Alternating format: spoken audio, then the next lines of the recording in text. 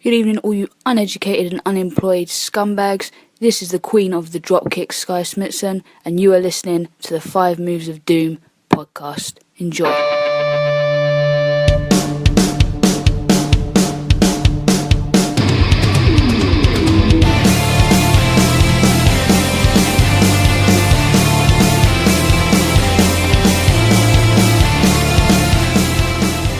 Welcome back to the 5 Moves of Doom podcast, ladies and gents. My name is Ben. I am your host, as always, and joining me, which is the tradition these days, is none other than the rockstar Jack Dillinger. Sunday. Fastlane was last Sunday, man.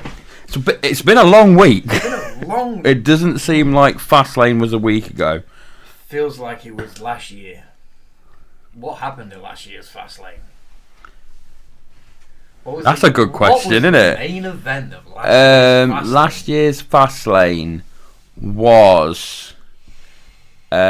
was Charlotte versus Ruby Riott. Was that the main event? No, of course not. It must have been some Universal title, surely. No, because Brock had it, and Brock doesn't do B-level pay-per-views. So Roman must have been doing something. Couldn't tell you. No. No. It wasn't mixed. Was it? Was it SmackDown's? It was SmackDown's pay-per-view because Raw had the Elimination Chamber because they did the first ever Women's Elimination Chamber and they did the whole Sasha and Bayley angle. Yeah. So it was SmackDown's. It was SmackDown. So it was. I'll tell you what it was. It was a fatal 5-way between AJ Styles, who was champion, John Cena because he was trying to find a way into Mania, Kevin Owens and Sami Zayn because Sami said he was going to lie down for Kevin, and who was Baron Corbin. Baron Corbin? Yeah, because it started off as a 1v1, didn't it? And then they kept adding people to it, and then we were like, oh, here we go. Yeah, so that's what happened at last year's Fastlane. That took me some time, but we got there. Right, before we jump into anything else, guys, because we always seem to forget our links. Jack, where can they find us on social media? Twitter. We're on Twitter. Make sure you get over there. Follow us at 5mod_podcast. And then make sure you're following us on wherever you listen to your podcasts at. Jack, where can they find the podcast? Oh, you can follow us on iTunes and Spotify and wherever.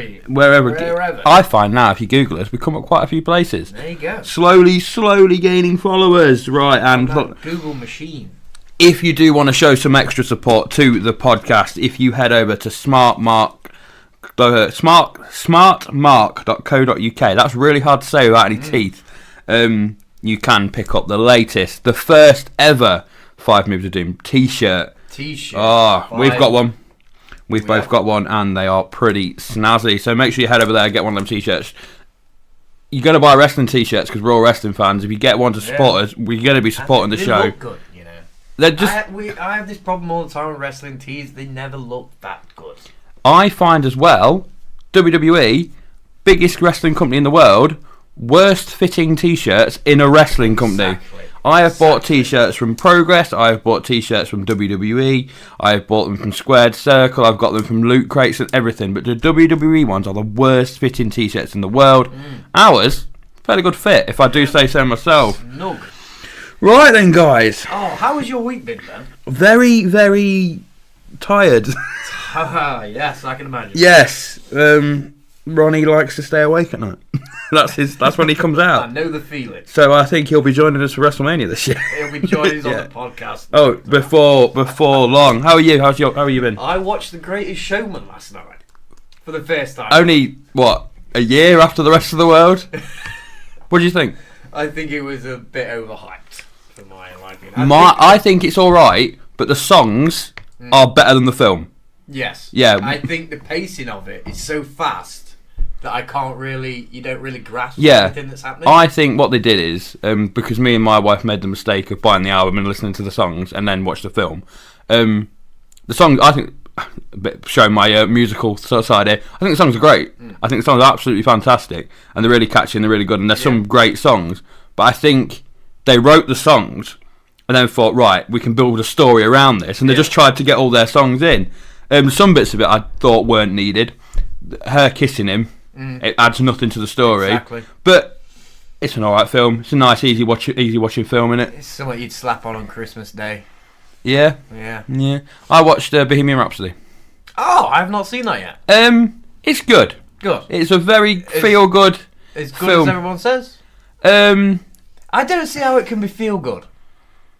Because with all credit to Freddie Mercury, we all know because if you know the story of Freddie Mercury, it ends with the Live Aid gig. It doesn't end with him dying. Okay. No, it ends at the Live Aid gig, and they do the Live Aid gig, and it's brilliant. And it's just, when you think Freddie Mercury is sort of like universally loved. Yeah. Whether you like his music or not, you can't argue the show. And it's just a nice celebration of him. I do understand the people that are saying Rami Malek's portrayal of him, the teeth are a bit prosthetic, like a bit jokey, and he's a bit over the top flamboyant. But then my answer to that is Freddie Mercury was. Do you know what I mean? There you go. There you go. Right, wrestling podcast. Here we are talking films, but we got to do right. Fastlane was last week. Yep. As we were talking about at the beginning of the show. What did you think? I thought, Fastlane. I was like halfway through the show. I was like, this is the most chaotic show I've ever seen, and not in a good way. I thought it was quite fun. And then I didn't dislike it. I was heading that way. Really? And then 3 matches, then I changed my mind. Which were the main 3. Wait, no, it was the women's match that I thought, wow, this is not good. Yeah, but isn't that a sort of metaphor for the whole feud? Because every week where it gets more and more convoluted, the fire sort of dies a little bit. Because I can't remember who pointed it out, but might have been you. I'm quite a know-it-all. Somebody said that they did everything so early. Now they've got nothing else to do. And I was like, that is a very, very good point. See, we all know my theory, my hesitations about adding Charlotte into this match, and I think that's where the problem has lied. It naturally got to a 1v1, and then they were like, well, we've got to have Charlotte in it. Done a bit of digging this week. According to certain people online and certain sources I've spoken to, the reason they wanted Charlotte in there was as an insurance policy, so then if one of them got injured, the two of them could still go at it. So, for example, Becky's knee was legit hurt, we've still got Charlotte and Ronda. Ronda legit walks out, we've still got the other two. You know, so that, I understand. It's not a case of it has to be Charlotte, they just wanted to protect the main event as much as they can. Now, luckily, all 3 are going to be fit. We're going into main event Mania, and it'll probably be match of the night, knowing these 3.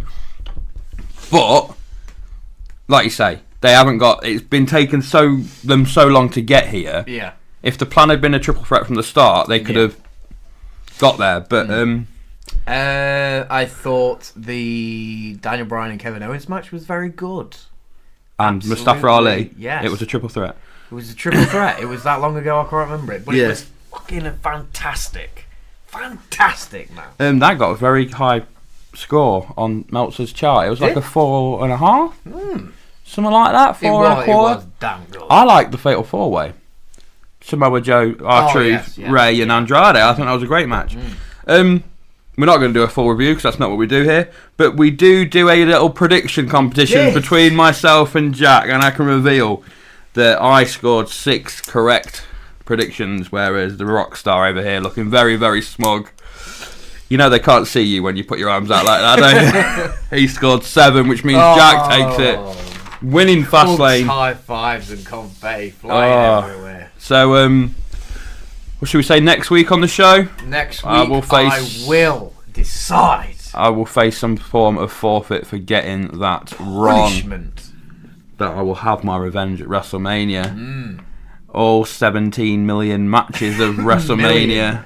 Oh, it's going to be a long old night. Right. It's going to be a long weekend with the Super Show of New Japan and Ring of Honor as well at the MCG. It's WrestleMania weekend. You wouldn't have it any other way, would you? Exactly. Just a shame that Naito jobbed out in the first round, I will say. I waited 2 goddamn days to see that man. And I knew what the Ibushi match was going to be. I don't know if he's going to get through, but the way he jobbed, man. I meant to text you the other day. I saw a clip of a Kairi Sane match on NXT, and I don't know how often she does this, and I don't know how relevant recent it was, where she did Destino. Does she do that a lot? She's done it in a couple of matches, and I swear she did it in a match that I watched with you because I nearly wept. Oh, well, I can't remember seeing it. So when I saw this clip, it was a GIF, and she did Destino, And then she went up and did the elbow. Yeah. And I was like, wow, I've not seen her do Destino before. She's a talented lady. Well, I just thought... Naito must have given her. I bet that was a little nod, wasn't it? There you go. But I don't know how much contact they have with each other, but, you know. If Kairi wants to date anybody in the world, then, Naito... I mean, if it came out that Naito and Kairi were together, you'd lose your shit. I'd be at the wedding. Not invited, but... No, avid married. Right, let's talk WrestleMania. I put out on Facebook and Twitter this week that me and you were going to sit down, we were going to try and sort out this WrestleMania card. Yes. Rumours online suggest it's 16 matches long. I do. Oh. That's a good 7.5, 8 hour show. Do you agree with it? It's WrestleMania, and I'm fine with it. I'm sorry, I know it's WrestleMania, but it's still a long time, man. But we've been averaging 13, 14 matches. That's 16 matches including the 2 Battle Royals. So theoretically we only have to book 14. 3 of them are already done for us and confirmed, and about 5 of them after that are basically nailed on anyway, aren't they? It's very much the undercard that is very, very messy at the minute. So we're going to talk about a few different things to do with WrestleMania. You look very excited to be talking about WrestleMania. 3 matches have been confirmed and nailed on. We've got Seth versus Brock for the Universal Championship. We've got Miz versus Shane, which I feel they could have waited a couple of weeks to announce. But Shane did a good job and The Miz got a decent pop. I agree, but I think Shane could have beat him down for 2 more weeks and then gone, I've Miz begged for the match, and he goes, no, and then match had. That's just what I think anyway. But we're getting the match. We knew we were getting the match back in September, didn't we? Yeah. And Triple H and Batista has been confirmed in the give me what I want segment ever. Did Dave forget his lines? I don't know. Because that's what it seemed. You would hope not, considering he's now Mr. Big Hollywood star. Yes. Star of Guardians of the Galaxy. Back to this point, even when he come back at Evolution for this 1000th episode of SmackDown, he still looks drunk to me. I'm sure he might have like a bottle of tequila. Next to the bottle of tequila and goes out. And I'm sure he does. That would be the best way to honour Ric Flair's career. It would be. Right, so there are 3 matches we've got confirmed. Seth and Brock, Miz and Shane, Triple H and Batista. Let's move on to matches that we can pretty much say they're going to happen. Well, obviously, you can't look past the main event. The women. Yeah. Yeah? Yeah. So we've got Ronda versus Becky versus Charlotte. That'd be the one. Yeah. The reason I'm assuming the reason this doesn't appear on any confirmed posters or confirmed things is that they're still convinced one of them might get injured. But I don't know why it didn't appear on the website I found, but that is pretty much confirmed, isn't it? It's done. I'm also going to put Orton and AJ down. Yes. Because that again, all but confirmed. Yes. So before we Brilliant. That was you know what I turned around to my wife, my good lady, and I said that's Orton's best promo. He's been doing some fine work of late. Yeah. People have been sleeping on him. Yeah, he said that before, and you know what, I believe it. But I think the thing is, Orton's on this schedule at the minute where it doesn't work when he wants, but he's got to reduce things. So I think if they go, do you want to work Survivor Series? You're all right. And he goes, oh, you know what, I'm all right. They go, all right, no worries. Yeah. But then it gets to Mania and they go, we kind of need you to work Mania. And he goes, all right then. And then he just, you know what I mean? Yeah. I'll come and throw some RKOs and I'm off again. But but the promo sold. I text you. I said, how'd you sell a pro match at Mania in one promo? Orton versus Styles. It was excellent. Outside of that, what we got? Outside of that, talk to me about Daniel Bryan. He's gonna be in the match with Kofi. Is it Kofi? It's gonna be Kofi. Because I can, if I know Vince like I do, and do I know Vince McMahon, something's going to happen in this gauntlet.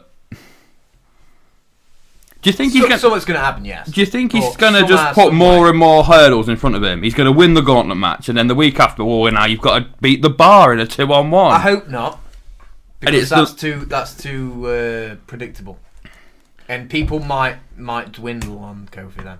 I hope to keep it creative.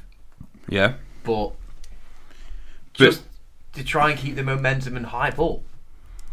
But that's another nailed on for me. We think it's Kofi. I can't see anyone outside Kofi. If it is anyone outside Kofi Kingston now, they've left it far too late to sell it. So we're saying Daniel Bryan and Kofi Kingston. Yeah.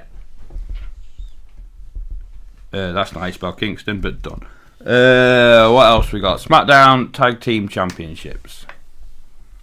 I think will be... My personal is going to be the Usos versus the Hardys. That would be mine as well. Because they've not put the Hardys back together for nothing, have they? Exactly. This is Did you saw the Usos promo, man?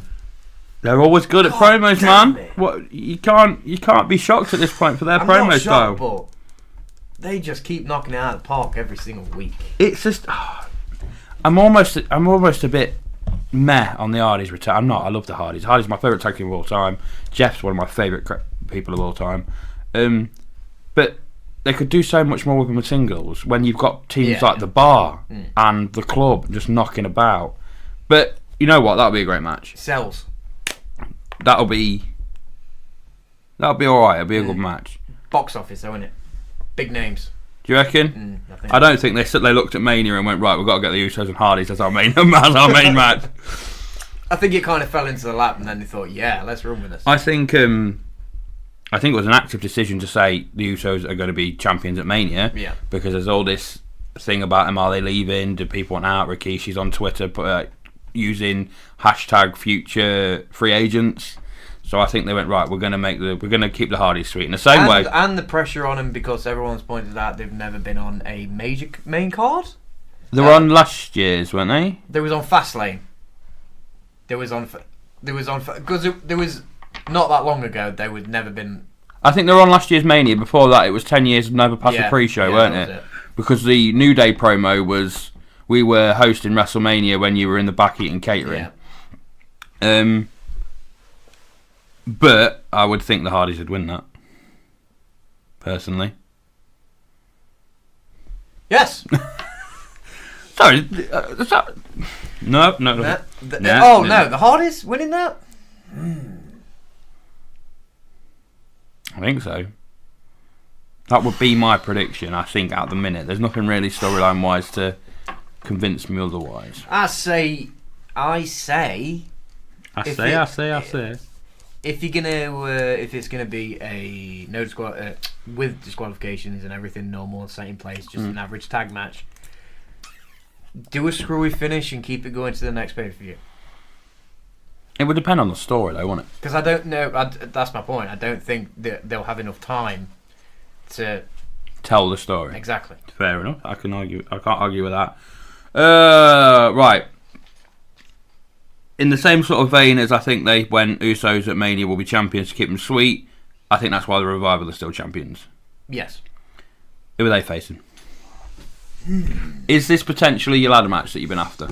What, your tag team? You do three, like you did at 33. You do 3 teams, and you do the 3 teams that have been in it at the minute. It'll be the Revival, it'll be Black and Ricochet, and Rude and Gable. By the way, Rude and Gable sold me on a tag team. I quite like them as a tag team now. They still have question marks over me. Yeah? Black and Ricochet, if you're going to do it, you can. Don't really mind it, but I'd sooner have them back in NXT and make them... I've seen the spoilers for NXT, and I can't off the top of my head think that they've got anything on that show. They were in the 5-man. They've got to be on there. They were in the 5-man, weren't they, to name the person to take on Gargano, and it wasn't either of them that win. Semi-spoiler, I'm not going to say who did, but it weren't one of them two. No, it wasn't. Yeah, I'd add them. Because we're not doing NXT fucking predictions, are we? So we're going Revival versus Ricochet and Black. I've got question marks over Rude and Gable there. What, being in it or together? Just being in it. I don't think they're that big of a name to be in it. I think they're very good workers though, and they work together very well as a very good tag team. And the program at the minute is them 3. This is Kickoff show. Oh god, yeah. I'm really, and I will. You put you put both battle royals on the Kickoff show and this, and possibly your US title match. Yes. No, you won't actually, because I've just thought about what I want my US title match to be. Possibly the IC title match. Not a chance. The IC title will never be on the Kickoff show. Been on the kickoff show before. The ladder match, man. That's where the ladder match has always been for the IC title. All right then. So how many? Right, we're talking IC Championship, which is currently on Bobby Lashley. Mm-hmm. Yeah, it should have always been on Bobby Lashley. Right. Stop bitching about Finn Balor, people. No, because Finn's not in this match. Because Finn's got another match, and we'll get to that in a bit. So ladder match. How many people? 6. 6. Go on then, Lashley. We said this last week and we couldn't come up with it. Elias. Yep. Yeah.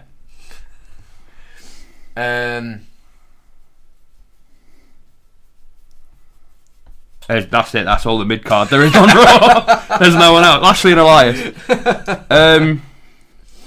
Corbin, because I can't fit him in anywhere else. Yeah. Yeah. Yeah. It's not selling it so far though. And that's 3 heels. Yeah, like you're gonna And 3 heels that are all mates. You're gonna have to have 3 faces. Which are? At least. Zack Ryder. There's got to be more, dude. We've got to be overlooking somebody that we think, and when we realise we've overlooked him, we're gonna go, oh my god. Here we go, guys. Back to Wikipedia like usual. I'm over the other side of the room. Somebody is screaming out right now at this at the Apollo Crews. Yeah. Oh. Right. Stop me when you hear one. Oh, hang on. I've got a name for you. Dean Ambrose. No, I've got a name for you. Braun Strowman. I was gonna say Braun, but I was like maybe. Because here's the thing. What else does he do? It's easy to go right. He's not got a story. Put him in the Battle Royal, he'll win that. But he's Braun Strowman. He's had a dodgy year. Stop-start for whatever reason. He can't be in the Battle Royal again. He's too big for it. He is. Looking at the booking on telly at the minute, he's going to have some sort of segment with these 2 people that, you know, the guy at bottom of the car. Yeah. You know, it's going to be something like that, isn't it? But he deserves. It's going to be a gimmick Mania thing. He is. Yeah. He's at very risk of that happening every year. That's what I've got fears of. I think we put him in this. I think potentially he could walk out as IC champion. Because then you look at the list and who else have you got? Wyatt, no. Lesnar, no. Chad Gable, no. Kurt Hawkins, no. Curtis Axel, no. Dash Wilder, no. Ambrose, Ziggler? Ziggler's got to be in it. You get him in for Mania. Yeah? Yeah. On his handshake agreement, he says. Taking Cruz out. Yeah, take Cruz out. Take him out. Jinder, No. Heath, Kalisto, Connor, Lindsay Dorado, Leo Rush, Mojo Rawley, No Way Jose, Sami Zayn. He'll have to return now, or be a surprise. But apart from that, you got Titus O'Neil and Zack Ryder. I'm going to go with... I'm going to take... I'm not. I am going to go... Wait there. I'm thinking. Yes. Because I am going to take Ziggler out. Right, no Ziggler. I'm going to put Strowman in. Strowman. I'm going to put Sami Zayn in. As a surprise, did he return previously? It don't really matter. He's not winning it, he's just there to make up numbers. And I am going to put...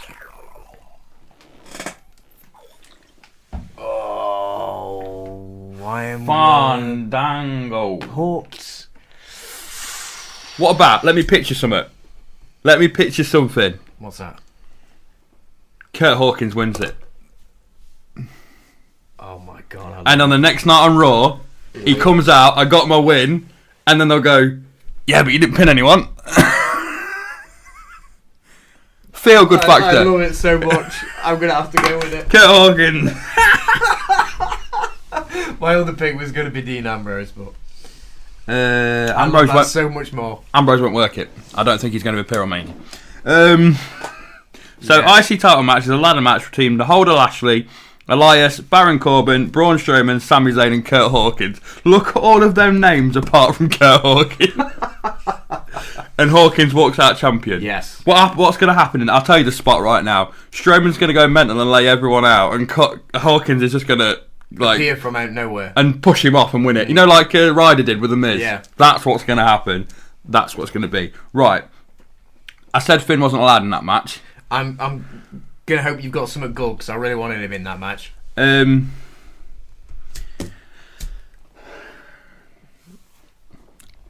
Undertaker. Oh God. I've got reasoning. Okay. Big Daddy Dave over at The Observer has said WWE are talking to Taker. They want Taker to play a part. They quite like him to have some sort of match.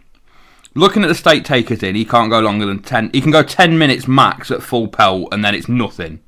He can do 20 minutes average, or he does 10 minutes of his best, and then that. So a 10-minute match, it needs to be something in keeping with his character. It needs to be something that will grab the people's attention in a 10-minute flash, and it also needs to be with somebody that can work with him and compliment him. I don't think this should be a match. It should be a segment, not a match. Bit like what The Rock did. Point number 2 is on the advert on the network for WrestleMania 35, it features Demon Finn Balor and not normal Finn Balor. And there's only about 6 guys on it, and Demon Finn is one of them. I'm not going to take the credit for this. This came up as I was watching a Wrestle Culture video. Sorry, What Culture Wrestling, not Wrestle Culture. And I was sold on it. Finn and Taker in 10 minutes. I mean half an hour of entrances, but I will say Undertaker comes down. He says, "This is it. I'm retiring at WrestleMania. This is the final goodbye." And then Demon Finn Balor. Do you give them the match? But you got. I don't think I'd give him the match. I'd have something happen, but I don't think it should be a match. The thing is, if you have something happen, you need to follow up on it. That's the problem. And you're not going to, unless you're following it up on next year's. No, I think Mania. It could be the following night. Because it's going to be crazy anyway. I think before. Why not just slap Undertaker on it? One of the Raws before Mania, Taker comes out, surprise, and says, "I've seen a lot of people around here talking about last ever matches. There's a lot of people talk about me when I'm going to go. Have I retired? I'm not going to say it's a retirement match, but I will be at WrestleMania, and you'll find out my opponent on the night, and then that's it." We're all going to think, well, who the hell could that be? And then he will come out and do his massive entrance, and then the Demon, and we're going to mark the fuck out for the Demon, and then that'll be his moment. I think Taker will probably beat him.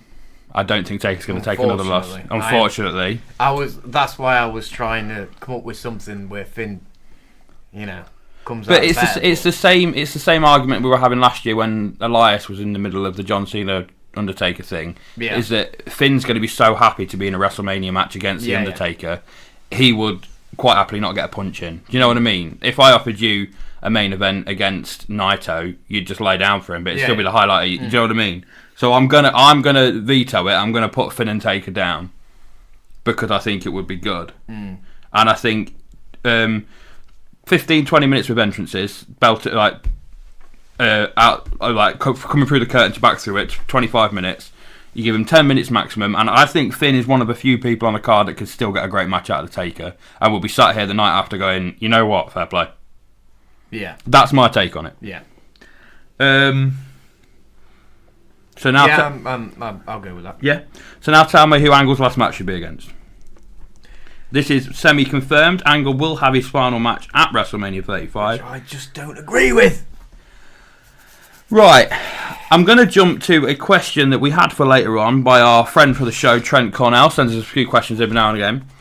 He said, do you think Angle should face Cena in his last match at WrestleMania? And better yet, could it also be Cena's last match? It would be the perfect way for Cena to end his career, as the same way he started it, against Angle. Here we go. It would be brilliant for Cena to end his career that way. But, 1, I've got a better match in my mind for him for WrestleMania this year. And 2, he ain't retiring until he's won his 17th title. He's going to break Flair's record. I think we can all agree that. It would be absolutely poetic if they both, this was their last match.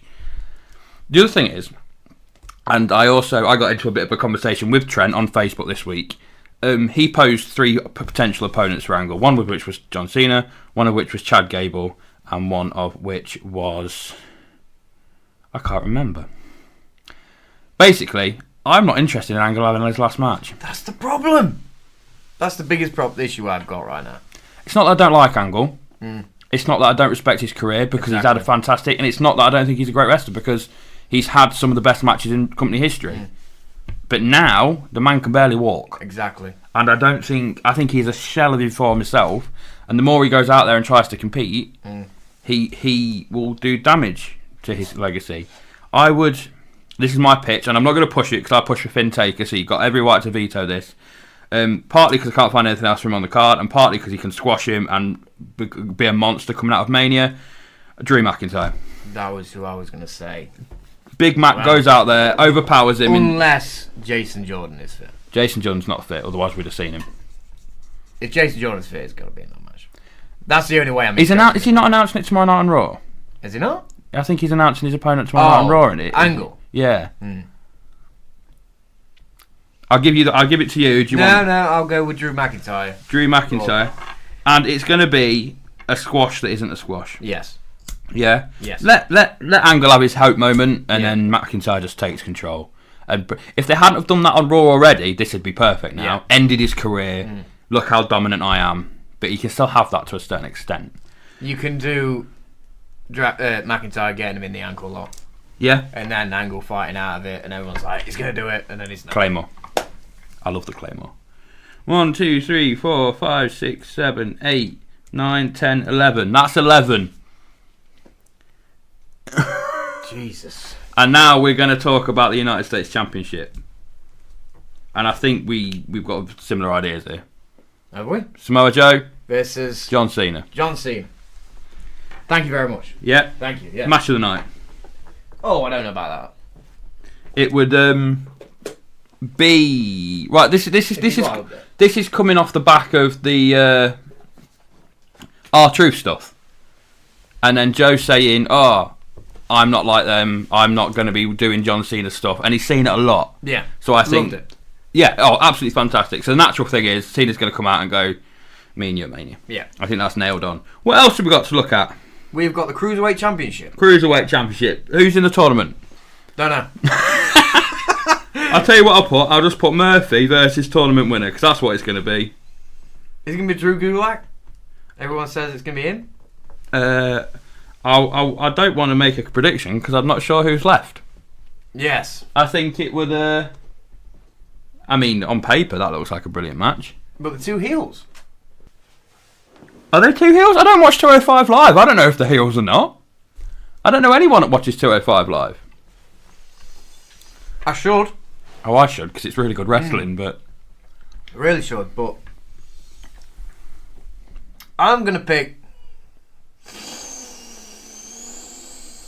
Oh, Drew Gulak. Gulak. Yeah. Murphy Gulak. Fair enough. We're running out of matches. Oh, here you go. Here you go. Ask her. What's she doing? Can I just say, I'm a firm believer that all titles should be defended. Yes. And that's why we're going through so many matches here. I'm not just doing it for the sake of it. Yeah, that's fine. Who's she got? I've got a question over this, after this though, and probably should have asked it before. I had a thought the other night. You alright? And I thought, should everybody get that? Everybody on the roster's worked all very hard all year. Everybody deserves that WrestleMania match, and it's a big celebration for the whole crew and talent and everything. Said, we've done another year, it's fantastic. It's like end of the year party, you know what I mean? In a way. Yeah. I believe they deserve that. But in the back of my mind, there's something that says WrestleMania's the biggest of the big. Oh, you yeah. have to work ridiculously hard just to be on that card. Just to be considered to be on that card. If you don't make it in your title or yourself is not over enough to be considered, that's tough shit. I think 10, 15 years ago, you would have a very good point. And I think that'd be a situation and the company would say to people, work hard and you will be on Mania. Whereas now, in today's age, in today's world, where we have to include everybody, that's why we have the Andre Battle Royal. That's why we have multi-man matches at Mania. It's just so we get people on the card. And what do you agree with it? I kind of see it, and I kind of sit in the middle. Here's my thing. I love, and I mean I absolutely love, and this is against the whole of the wrestling community. I love 7 hours of Mania. I get excited at 10 o'clock that morning, and I don't stop until I sit down at 10 p.m. that night to watch the pre-show. I've got all the Lucasade I can find in the area ready. I've got pizzas, I've got sweets, and I just sit and I love it. I say to you every year, Jack, come and watch WrestleMania with me. Now, you got your own traditions. That's fine. But I love it. It is a celebration of wrestling, and an 8-hour show for me, for that one night, for that one WrestleMania, yeah, I'm on board. But I'm on board for them reasons. To celebrate wrestling, to enjoy it, to have an amazing show with all the glamour and the spectacles and the grandeur. If the reason we have an 8-hour show is to get everyone on, that's different. Yeah. Do you know what I mean? But if we're having an 8-hour show, get as many people on as you can. Because it's, like I say, I like to think of it as a celebration of wrestling, and we all love it the whole weekend with the Hall of Fame and NXT and everything, and then Raw and SmackDown afterwards. So it's not a case of we'll make sure you get on to get paid. I think it's come and join the party. Because if you're the one person like Heath Slater sat on his own at the end, you're going to feel a bit shit. So I feel like, why not have everyone involved? That gives us multi-man matches. But the thing is with WrestleMania, you don't necessarily, in the mid-card and the lower card, you don't need them headline-grabbing stories. You can just throw people together and have a bloody good match. Yeah. Like ladder matches and multi-man matches. And I think we get away with that. So yeah, I understand the whole work your way to WrestleMania, but if we're just going to have it to celebrate and have a good time, then yeah, everyone gets a place for me. And I'm happy. You know, I know the Battle Royals have become nothing these days. When they first made it was to celebrate it. I don't care. I love them. Just make sure it's quality. That's all I ask. Yeah, Don't give me 5-minute matches. No. Although they can be used effectively. Goldberg and Lesnar had 5 minutes and was fine, brilliant. Fine. Taker and Cena had 5 I minutes. don't want to see every match 5 minutes. No. You've got to. That's why we have the distance, though, in it. Yeah. Right. So what's Asuka doing? No idea. I tell you what she should be doing. She should be facing Charlotte, but yes, I agree. I think at the minute it's looking like Deville and Rose, isn't it? Yeah, and that's where they're going with it. Yeah. Yeah, and Mandy Rose wins By pinning Deville. Yes, that's damn good booking, man. Yeah, we'll put that down. Right. We're running out of ideas. We're running out of people. Right, I'm going to put down the Andre Battle Royal. Because it's going to happen. And they're definitely not Fabulous Moolah Battle Royal. Women's Battle Royal. The Women's Battle Royal. Why on earth we can't call it the China Battle Royal in the year she's been inducted into the Hall of Fame? I do not know. And you know what? They've not announced it yet, so maybe they bloody will. They might do. Bloody well might. Because it's not even if it's just another woman. She was the first woman to ever enter the Royal Rumble. It makes sense. Oh. Women's tag match. Oh, yeah. Boston Hug. I am going to go with the Owen Kyrie because I've got nothing else. Have you been watching? I have been watching. So you don't think it's Natty and Phoenix? Oh, completely forgot. Yes, that. Do you not think it's going to be Sky Pirates and then Natty and Phoenix are going to go after Tamina and Jax? I hope not. Because that's who they attacked. Yeah, but I hope not. But I'm just saying, I can see that that happening. Yeah, but where's that going to finish then? Iconics have challenged Boston Hug on TV. Are we looking at a potential another multi-team? If the Iconics are in it, yeah. But they are very big, and I'm not taking anything away from the Iconics. And I will say, I don't know when we're going to mention the Iconics again. So I will say, Billie Kay is absolutely fantastic. She legit makes me laugh nearly every time she's on the microphone. She is the one woman that I think is absolutely hilarious. I agree, completely and utterly agree. I think the reason people get annoyed is that's not what they were meant to be. Yeah. In NXT, they were conniving, clever heels that are legit are together a threat. Whereas on the main roster, they're just hilarious. But it works. So it does. The whole thing in the Rumble where she's like, I'm not going to get in, I'm just going to wait for Peyton. And then we're like, you know what? That's clever. And if anyone else would have thought of it, I know Sasha wasn't in the match because she had the title match against Ronda, but if Sasha and Bayley did that, we'd be calling it genius. Yes. Have we just persuaded ourselves for the Iconics 1-on-1, 2-on-2? I'm more than willing to give the match to the Iconics if Natty and Beth Phoenix have the match against Nia and Tamina.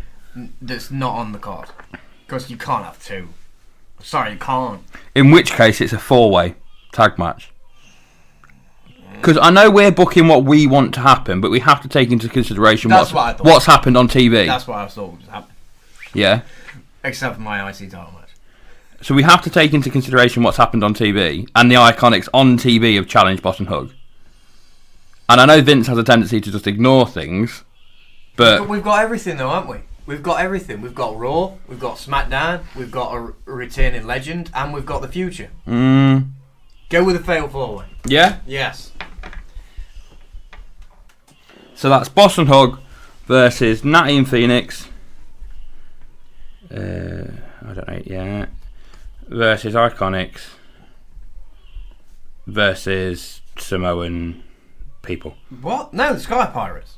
Sky Pirates? That's what I meant. You've got the future, you've got the old returning legends, you've got Raw, and then SmackDown. Let's put Sky Pirates in then. You know what I was saying now? But Natty and Phoenix attacked Tamina and... I know, but we're going to have to drop that somewhere, aren't we? we'll pay that off on Raw. So you were dead. That sells more. You were dead against the Sky Pirates the other day. Yeah, I know, but it makes more sense if you're going to have a fatal 4-way. If it's going to be a singles, then... Alright, then yeah, I'm on board. I think it'll be fun. I think Boss and Hug will probably still win, and I'll probably pin the Iconics. Yeah. So where's that? That definitely cannot be on the pre-show. Because if that goes on the pre-show, then Jesus That's Christ. on the pre-show. And the Women's Battle Royal is going to be on the main. Sasha Banks will walk out of the company. That's 16 matches. Done. I'm happy with that. Yeah? Would that be a card you want to watch? Would you look at that card and go, yeah, alright, I'm in? Yeah. I think the main events are good. Seth and Brock, Triple H, Batista. Well, the one that's already been confirmed. No, I mean in terms of looking at it as a card. Yeah, I think they're fine. I think it's good. I think the Angle thing, we can use Angle's retirement to push McIntyre. We're going to talk about McIntyre a little bit more in a few minutes when we answer a question, the second question that Trent sent us in. I think we get the highlights of the thrills from the ladder match. I think we have the Taker and Finn moment, which is going to be that WrestleMania moment that people go on about. And I think that for an 8-hour show, that is a very good card. I think that's fine. And I think if Vince isn't ringing us to come and book Mania for next year, I don't know what's going on. Right then, guys, we are going to put this up on our Twitter, our final card. Let us know what you think about it on Twitter. Get in touch and say, have we missed anyone? Have we missed anything? Where would you put people? And then we'll see what people think. Right. As we are all aware, one Mr. Dean Ambrose is all set for pastures new after WrestleMania, and it's hard to argue a case for him to stay, as he is without a doubt one of the most misused talents on the roster, despite his endless potential. So to see what the hell went wrong, here is our new boy, Chris, yes, taking a look at 5 missed chances with Dean Ambrose. Hey everyone, my name is Chris Small, and on behalf of the 5 Moves of Doom podcast, this is A Small Package. Since 2012, Dean Ambrose has been, and remains, one of my favorite current wrestlers. That's not exactly a groundbreaking opinion. Ambrose, along with Seth Rollins and Roman Reigns, are without a doubt 3 of the strongest booked characters since their debut as The Shield, and are rare examples of the WWE's recent success of creating bona fide superstars. Yet despite this, there have been a few occasions where that forward momentum was in danger of being derailed. For with the highest of highs come the lowest of lows, and that's why, with news of his impending departure from the company, today I find myself counting down Dean Ambrose's top 5 biggest missteps. Woo! Number 5. His entire US title run. From May 18th, 2013 until May 5th, 2014, Dean Ambrose was the United States champion, holding the gold for a total of 351 days, which still currently ranks as the longest title reign of all time for that belt. However, as many pundits have stated, it was a lackluster affair throughout, with only 14 title defenses happening during that period of time. In fact, as I'm recording this, I am actively trying to remember one memorable moment from that time period. It didn't help that Ambrose didn't even carry around the belt when the Shield came out half the time. The reign came to an end when he was unceremoniously dumped over the top rope in an 18-man battle royale by, of all people, Sheamus. An anticlimactic ending to an anticlimactic run, which is why it ranks as number 5. Woo! Number 4, the Asylum match versus Chris Jericho. In the early part of 2016, Dean Ambrose began a high-profile feud with Chris Jericho, a veteran and future Hall of Famer who has a track record of making young stars shine and pushing them to that next level. Everything came to a head at the Extreme Rules pay-per-view, where a brand new match type was created to blow off the feud. The Asylum match, because Ambrose is the lunatic fringe you see. The whole thing took place in a steel cage, with weapons hanging from the top. If you could grab a weapon, it was fair game. Except, instead of a bloody and exciting spectacle to showcase the hatred these two had for each other, we were treated to a slow-paced slog that bizarrely attempted a comedic tone. And oh, how the crowd tried to go along with it. Watching back this match, you can tell the crowd has too much respect for these guys to completely turn on the match, instead watching with the same dedication that a parent watches their child's preschool Easter pageant. This match went over 26 minutes and is only remembered for the weeks of memes Jericho ran with on his social media accounts after he went through a pile of thumbtacks. Violent? Yes. Memorable? No. Number 4? Yes. Woo! Number 3. The 2018 heel turn. On the night that Roman Reigns announced he needed to relinquish the Universal title to undergo treatment for his re-emerging leukemia, Dean Ambrose and Seth Rollins, the other two pieces of the Shield, won the Raw tag titles in the main event. Immediately after, with their theme music still playing, Ambrose dropped Rollins and unleashed a lengthy beatdown. It was a calculated heel turn set up on a night where it would generate the most heat with wrestling fans. Only, WWE did nothing with this heel turn.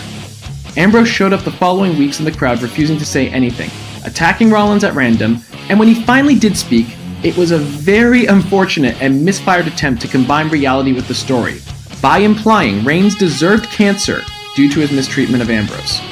For a company that has granted thousands of wishes to cancer victims and runs 2 very highly publicized campaigns on the disease annually, telling someone they deserve cancer isn't really the way to go. From there, nothing really came of it. Ambrose won the IC title from Seth Rollins at TLC, and then dropped it in a 3-way little more than a month later. One of the hottest baby faces of the past 5 years was turned into a lukewarm heel with seemingly no direction. Oh, and remember the gas mask? What was with the gas mask? Woo! Number 2. The Bray Wyatt feud. Speaking of Rollins vs. Ambrose, Hell in a Cell 2014 saw the two face off in the titular Hell in a Cell match that ended with a returning Bray Wyatt distracting Dean Ambrose inside the cell via a lantern, hologram, ghostly visage, weird special effects post-projection, I don't know. Ambrose's over-exaggerated, dumbfounded face pretty much summed up what everyone was thinking about the finish of that match. The two went on to feud for the next several weeks, totaling 3 matches where Ambrose never won. And one of those matches was lost by an exploding television monitor. It's as stupid as it sounds. The fact that 2 of the biggest fan favorites of the modern era were put into a program together and both came out the lesser because of it is baffling, and a big red mark on the creative direction these guys were asked to take. But that is nothing compared to what was in store in the future for Ambrose, which segues nicely into my number 1 pick for the 5 biggest missteps of Dean Ambrose, the Brock Lesnar match, WrestleMania 32. Number 1 pick, baby. Everyone knew we were getting Roman Reigns versus Triple H at WrestleMania 32, but you would be hard-pressed to find a wrestling fan that was genuinely excited. But that was okay, because WrestleMania has a history of undercard matches that completely steal the show from the main event. And when it was announced that Dean Ambrose was to face Brock Lesnar, it became the forerunner for people's pick to do just that. The build-up to this match was perfect. Lesnar was an unstoppable monster, and Ambrose was an unstoppable lunatic. Every time they interacted, Lesnar would dish out punishment, Ambrose would get up from it and laugh. The lead-up weeks saw Paul Heyman plead with Ambrose not to throw his life away, Mick Foley offering Ambrose advice on how to channel his hardcore past, and the match was made a no DQ to the delight of all. The storyline they were selling, and selling hard, was that Ambrose was not going to quit, would not stay down, and then the match happened and Ambrose stayed down. It has since come out that Lesnar was in the midst of training for his return to the Octagon for UFC 200, and it could not have been more obvious with the complete lack of effort he displayed in this match. He took virtually no offense, was hit a couple of times with a couple of foreign objects, and then F5'd Ambrose. That was it. Now, I'm not saying Ambrose needed to win this match, far from it. If they delivered the match they promised, with Dean refusing to go down and taking Lesnar to his limit, people would have been satisfied. This one was so bad, so defeating, so much of a letdown that Ambrose has gone on the record, on a WWE Network show no less, about how upset he was about the one-sidedness of it all. For those reasons, and countless others I've just listed, it stands as my number one pick for the biggest misstep of Dean Ambrose. Alright everyone, I hope you enjoyed this small package. Thanks for listening, and until next time, we'll miss you, Dean. Thank you very, very much, Chris. Do you blame Dean for wanting out? No. Do you think it's the AEW influence? Oh, it's got to be something towards it. Do you reckon? Do you think if the AEW weren't there, he'd be going, alright, okay, 5 years? Yeah. Do you think Roman will convince him to stay? I don't think so. Nah, it's... I think... I've changed my tune. I think we ain't put Roman Reigns in our card at Mania. Because he's not going to be on the card at Mania. He's going with the Battle Royal.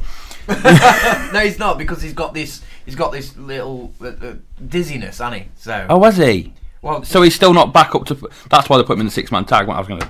No. It was... I thought they was covering their own backs. I don't think it's legit. Right. I got the feeling they've done this to get him off the card at Mania. Fair enough. Because if he's on the card at Mania, he's going to face Drew McIntyre. I think Dean should have turned him at Fastlane and he should have faced Dean in Dean's last match, but that didn't happen. Whatever. Right, let's do a couple of questions. We answered one from Trent earlier about Angle. Hopefully we covered that in that bit. He did send us a second question. Do you think a Universal or WWE title push is on the cards for Drew McIntyre after WrestleMania 35? 100%. I hope so. 100%. He went on in his tweet to say, I certainly hope so, and I really hope he does. It does depend on who wins, because it's a Raw thing. I don't think he's moving in the shake-up. So if for some bizarre reason Brock Lesnar retains... And Angle wins... I don't think it will be McIntyre, but I'm pretty convinced Seth's going to win. So Seth's going to win. And does he go straight on to McIntyre? Yes. Or do we not hold on to McIntyre for SummerSlam? Nah, I think you could get it out of the way. So Seth could even drop the title. I think after Mania we do McIntyre and Roman. Yeah, but and then at Mania we do Seth. That's what they want. I think that's what. I think next year you'll probably have Roman versus Seth, two faces. What, Mania? I like it, but that's what I'd get. If I was to call it right now. I just think McIntyre and Seth is a big match, and they can have that at SummerSlam. Yeah, but I also get the feeling that they want Roman versus McIntyre for the title. That'd be a good way to go. But you got to think. That's what I think they want. I don't want that, but we can put that on at SummerSlam. Survivor Series, Mania. There's this idea around at the minute, and I'm guilty for saying it then, that a big match has to be saved for the big four. Yeah. Whereas we could use a big match to raise one of the B-level pay-per-views. Yeah. There's a lot more confusion around the WWE Championship. Do you think Kofi will beat Brighton? Thank you for your question, Trent, by the way. Hope that answered it. Do you think Kofi will beat Brighton? I'm not 100% convinced. But what's Brian got after? Maybe the thing with Bray, if he comes back. You could do the thing with Bray, though, without the title. Yeah, I know, but it fits nicely. And it could elevate Bray again. I'm not 100% convinced, but I think I am 70% convinced. I think if Kofi's going to be in this match, because the plan was originally for Ali to have the gauntlet match, to have the performance in the chamber, and to go on to face him at Fastlane. and then KO would be facing him at Mania. And then when it was Kofi and Kofi got all that thing, they decided to swap the matches around, and KO would have his match at Fastlane, and they would save the money match, Kofi Mania, for WrestleMania. Are they missing a trick if they don't have Kofi win it as the final sort of look, like Daniel Bryan did at 30? Yeah.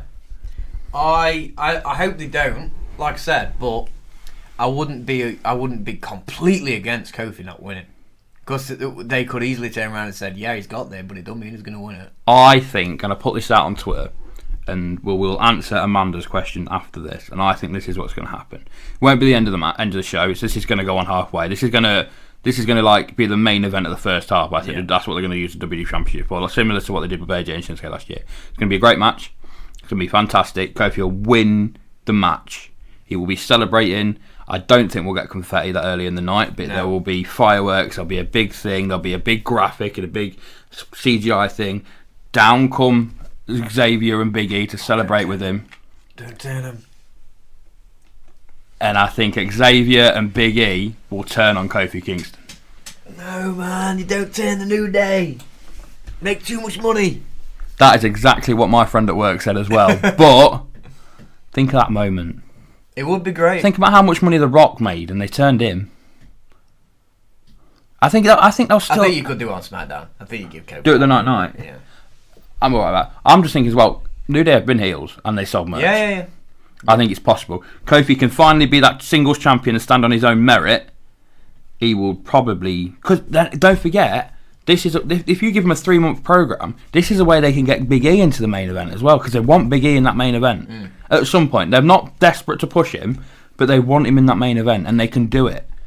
And then Kofi's got to stand on his own, and they can have that brilliant program. Brian can move on to a thing with Wyatt, a returning Wyatt returns on. Actually, I think Brian will probably find himself on Raw in the shake-up, if I'm honest with you. Yeah. And I think that'll be a great WrestleMania moment, and that's what I think and I hope will happen. Should we answer Amanda's question? Yes. AJ Styles has put on some amazing matches since his surprise debut in the Rumble 3 years ago, but where do you guys place him amongst the list of the all-time greats? For me, he is second behind Ric Flair. Great. Right, first things first, Amanda. Thank you very, very, very much for your question. It is a hot take you've got there, Amanda. I mean, hot take. I think you're right. He is second. For me, AJ Styles. Are we talking in-ring ability? He is the second greatest of all time behind... Do you want to say it or shall I say it? We all know what I'm going to say. Shawn Michaels. Shawn Michaels is the greatest in-ring technician, in-ring performer of all time. Never been outperformed. And I think AJ is behind him. And then you get into your talks about your Flairs and your Dusty Rhodes and your Takers. That's my take. He's second. AJ, thank you, Amanda, but AJ, he's not. They call him the second coming of Shawn Michaels, don't they? But that's Adam Cole. So you should, ladies and gentlemen, I have never claimed to be a commentator on anything, but if you could see the concentration on this man's face as he tries to argue against me. No, number one is set. I've got no complaints there. Michaels. I mean, he even looked great when he was bowled at Saudi Arabia, so. But I think Seth's better. Than what? Than AJ? Than AJ Styles. Oh, my God. That is a hot take. Styles is better. No, Seth's better than AJ. In my opinion. That's what wrestling is, man. It's opinions. I think Seth AJ Styles could be one of the best matches. What about blow me off my What setting. about that for next year's Mania? I'm nearly got wet pants just thinking about it. I think we'll have to leave it there, ladies and gentlemen. I think we're going to have to leave it there. Thank you very much for your question, guys. If you do have a question you want to send in to put me or Jack to the test, you want our opinion on anything, you want to test our knowledge, you just want to send in an opinion on something for us to share with us. Best place you can find us is over on Twitter. We endeavour to answer all of our tweets and as many DMs as we can. So get over there, and if you like your question, we will put it on air, and we will every question we answer on air. Yeah. I think that is a fair comment to say.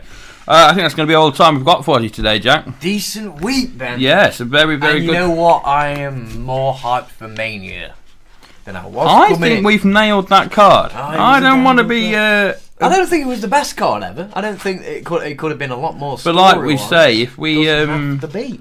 we take into consideration what's happened on screen, we take into consideration where we think things are going, and I think that's the best possible outcome. Yes. Thank you for joining me. As always. It's always a pleasure to have you here. Thank you to you guys at home for listening. 5 Moves of Doom would not be what it is without you guys.